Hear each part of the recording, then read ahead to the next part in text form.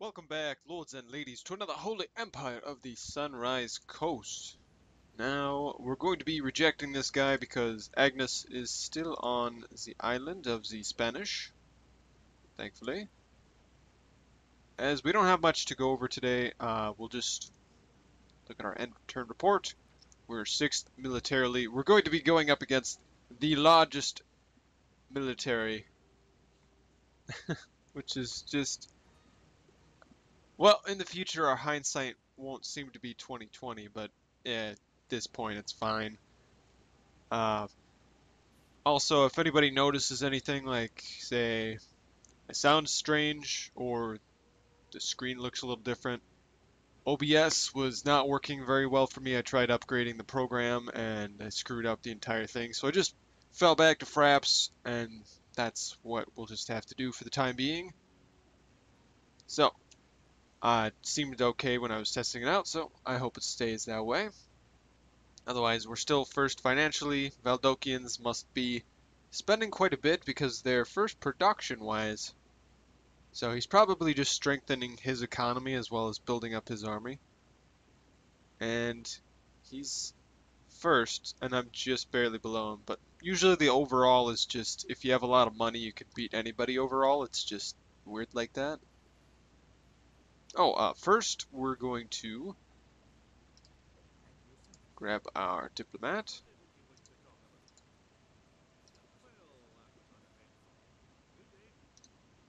And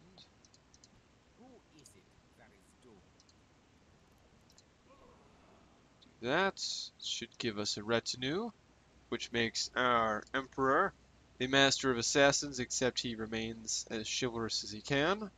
Now, I could have gotten with the diplomat bribing, but, well, I mean, he would have triggered losing 2 of Emperor Heinrich's chivalry, so I'm not really going to go for any more bribing if it costs him chivalry, because I need him to remain the champion of honor, because he would lose authority before he'd gain more dread for trying to bribe people. So I'll keep him chivalrous because I kind of like this from a roleplay standpoint. It's, you know, it's interesting. And I think if I just get him Marks of War, then I'll be pretty solid at 5. 5, trying to think of it, authority, even though it was right in front of me. And we'll go for you there. Have him check you out. Keep moving. You keep moving. We'll be a few turns off from friends in the east. And the Papal States have decided to move forward. A man, the legend.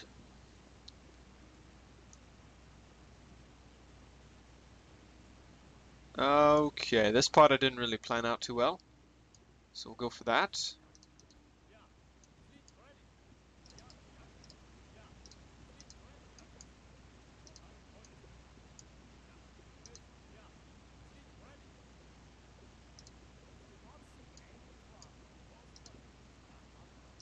Alright, so I'm pretty much going to send him a message like, back off or I will sink your ships, because I don't want him scouting around my territory like he's been doing to everybody else. It's like, just stay in your own place, please.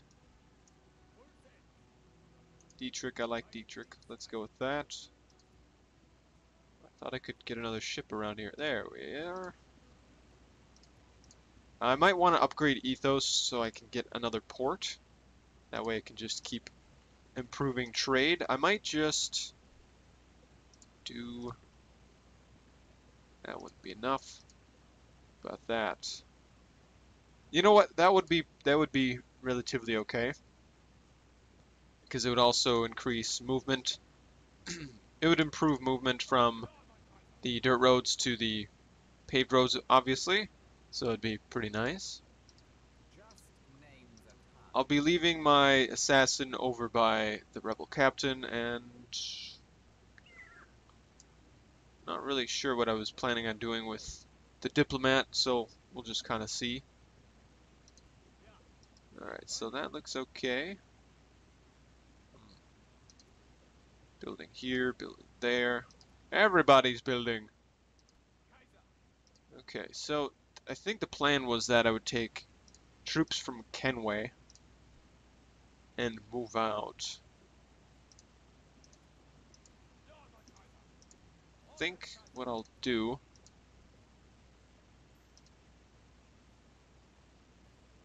Oh, that would.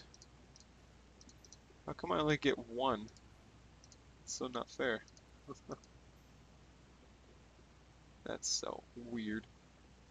Well, we're going to be leading an army of peasants because he's a confident attacker. Now, the Scottish did not reply to my previous message about Terre, but I said if I am the one taking out the main English army, I want to be the one who gets Terre and Oslo because I also won't have any more expansion possibilities. And that's me saying I don't want to go to war just yet, even though it's an inevitability. I don't want to be aggressive in a roleplay hot seat unless I have to. Only if my side and the other side are supposed to be fighting in the scenario of roleplay, which I did in the Dance of the Dragons, which is a hot seat I'm still in on Total War Center. And I technically won, and then I was attacked. It was stupid. But I won't get into that. That's just going over previous things. Trivialities. Very trivial. Okay, well, I'll just throw them down there. I'll just grab as many troops as I can.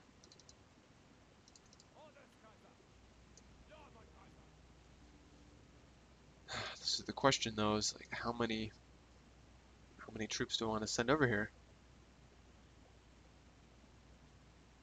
Well, if I send them over now, then they might be in range by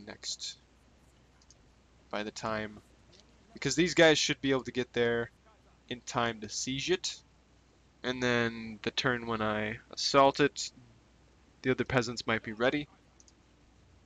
That, or I can just use the peasants to draw them out, or the general to draw them out with a peasant or an archer unit, because these guys, if they assault, are going to get torn to shreds. So I'll throw them there, throw them over there. Grab you. Toss you there. Toss you there as well. Alright, we'll have... See, this is going to be the ragtag army, and yeah, that's pretty much it. Ragtag army, fun times. We might have to leave Kenway open for a turn until I can get peasants back, and then when I can get another archer, I'll grab one of those, and we'll re-garrison up Kenway. Otherwise, we'll definitely be able to make it over there. And if these guys continue over, then we'll have reinforcements in the nick of time. It all depends on how the army it moves, because it's in between Terre and Kaslo. I thought it was Oslo. I don't know why. I just thought it was like that. But we're going to be moving... this is tough. I wish I had roads. Then I wouldn't have to build roads. So we're just going to go right... You know what? Just grab you and... I like my order composition of this army. Just grab one. Didn't get mercenary captain, damn. But now we have 3 mercenary crossbows. So now we should at least be able to take out that full stack. I was a little worried, but now that we've got, decent mercenaries, some pretty good cav, and then the rest of the ragtag men. The merry men. We have many merry men. So we'll still be making a decent amount of money. There's nothing I want to build here or here, really. I could build the stables, but there's not really much point. I could build a leather tanner in a few places maybe. This place definitely needs the city hall, because, well, if I take Master Wenzel out, then he'll screw the place up. Now I have a choice. I could either try to go for logistics and keep having Henry run around outside Gareth, or I could have him run inside, and then next turn, after this drill square is completed, then he can get Drill Master. Because you have to have 100% movement points, I believe, for that to work. Let's see. Natives and Thaxcala, Talak, whatever. Anyways, he'll run up over there. I'd kind of like some cavalry, but at the same time, I don't need it. And at the same time, I want to take troops out of Zareth, but I can't because it'll rebel. It's not ready yet. I could lower the taxes, but I don't want to lose any more money. Alright, so we're not building over there. Let's see, can I build this and not lose too much money? Yeah, kind of. It all depends if I can get a forced draw on Caslo or not. All depends. Also, in other news, the Pope was slain last turn. Ionis? I'll just go with Ionis. I don't care if it's Ionis? Ionis. We'll go with Ionis. Sounds cool. The Corrupt. So he's a corrupt man. Doesn't like us very much. I'm gonna return the favor. But yeah, there's no battles this turn. That's pretty much it. Just a few movements here and there. A little bit of strategizing for the future. We'll probably... Yeah, this guy might have enough range, actually. Well, he'd be the only one who could make it into the fort, and I can't really leave these guys unattended. I mean, he's got enough loyalty. If I only had 2 authority, I've had it where usually you need a base of 5 loyalty. The King of France in the vanilla Medieval 2 only has 2 authority to start with, and he had a son named Lancelot. 5 loyalty, and he rebelled. Son of a biscuit. It was really annoying. Alright, so I'll make this guy slowly awesome, as well as my awesome spy. But yes, I hope this draws the English towards me rather than Scotland. I might send a message to Scotland. You know what? I'll just private message him on Steam or something, because I don't really care to do this. If you're not going to reply, I don't want to send messages, just to be seen but not heard, in a sense. Anyways. Oh, what's the hell? How do you spell your name? To His Holiness. You know what? I'm not even going to say His Holiness. I'm just going to say Admiral. Admiral. I didn't even know how to say that. Admiral, watch your face.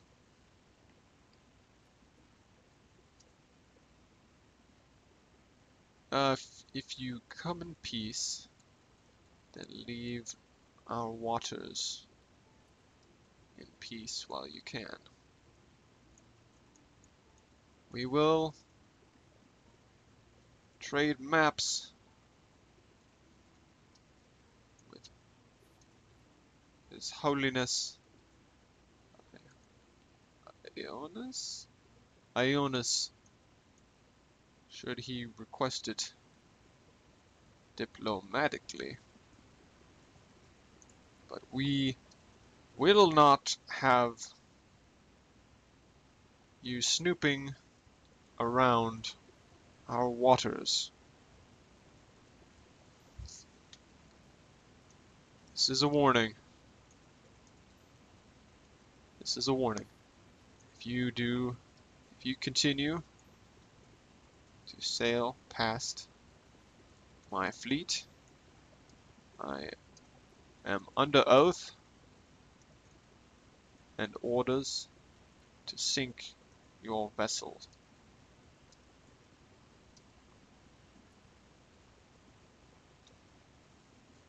Well, there's 50. Technically, there's 50 ships. It's just one ship to make the game easier on us. So, technically, there's multiple vessels. There you go. To sink your vessels. Acting Admiral.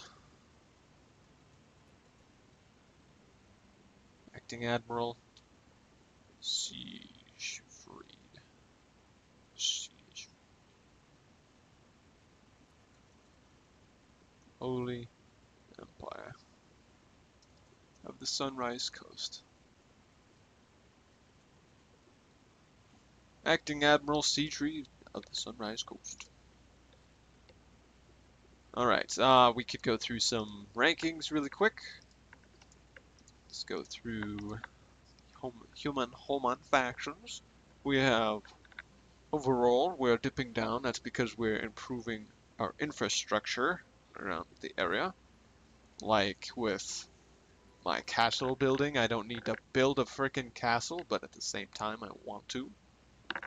Next turn, I'll actually build knight stables at Gareth. I think it's Gareth, yeah. Instead of building the fortress. I know I could build the fortress, but I don't really need to yet. Well, no, not yet. Not yet. I'll definitely want some armored sergeants, though. That'll be so nice. Anyways, we have these, I'm guessing the Ember Plains. Uh-oh, freezing, freezing. Sorry about that. As I said, there's going to be a few hiccups with the new stuff. But yes, I was right. Amber Plains. And the Scottish are down there with the disciples of Tyrone. Praise him. And the good old-fashioned, not Danish, but Merchant Republic of Venetia. And then we have our allies, the Spanish Inquisition, rising to the task at hand. War will be upon us soon, my friends, and let it be done by our hand. Now, militarily, the Principality and the Disciples are both rising to the challenge. They're rising to the top. But can they match our great peasant militias? Can they defeat our vast armies of pathetic infantry? I beg to fucking differ. Well, we'll have to see, because you never know. But yeah, Valdokian's still holding the edge, but it depends, because you could easily crush other people's armies. It's just a matter of time of how much you want to do stuff. I don't know. We'll see. Production, for obvious reasons. Still beating me. Gosh darn it. Stop it. Captain Invisible, I will come over there and I will... I'll take your capital, so you have to lower your production just because. This is not a threat. I promise. I promise. Yeah, it's a promise. It's not a threat. It's a promise. Yeah, there we go. Anyways, territorially, they're tied with me at 9. So the Amber Plains is growing ever larger and ever plania and Amberia. The Valdokian Empire is stagnating as well, which is nice. Leaves a little bit of time for us to catch up. Yeah, once we take Caslo and Tear, that's pretty much going to be our empire. That's going to be it for at least, hopefully, 20 turns. I would say for sure 5 turns, but hoping 10. And I'm really doubting, but really hoping for 20, because that would just give us plenty of time and resources to just bolster our economy and infrastructure to the point where we couldn't be conquered. And, you know, as well, Spain. Now, I haven't said this or implied this in any point, but if it came down to it, you know, if peace is everlasting forever in this hot seat. You know, it'll get boring, yes, but if I have enough money, I will definitely give some to the Spanish Inquisition so he can continue growing and improving his infrastructure as well, because he is my ally by blood, an ally by blood, even though it's technically not consummated by blood, but it was basically planned by blood. It's just not possible game-wise. But yes, I would do that if the need arises, or should the occasion come forward. I will and can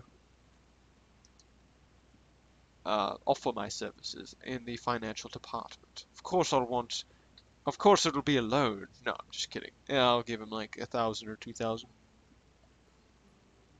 Probably without question. Financially, of course. He's holding steady. I'll be dropping a little bit because I'm spending a little bit on my army. Oh, Prince Henry the Merciless. Oh, you are such a merciless man. You son of a biscuit dog. Don't overanalyze that phrase, please. Everyone else is still struggling a little bit. Wow, Emperor Plains is really doing well. He must be well, yeah, he's at 9 territories like me now. He must have captured some pretty good lands, but he's probably still fighting places. Yeah, he's still fighting the Mongols, so he must not have gotten to their capital yet. And if he has, he probably spent a good deal of the money on, infrastructure and whatnot, which is good. Good for you, man. Population. Of course, even though we slaughtered that city, we're still #1 somehow. Even though they have like two more settlements than we do. Oh gosh, that cracks me up. Oh, also, family tree wise, Henry the Merciless and Cecilia of England now have Charles the the the first, Charles the First. So he is the rightful claimant on the English territory, and we will push.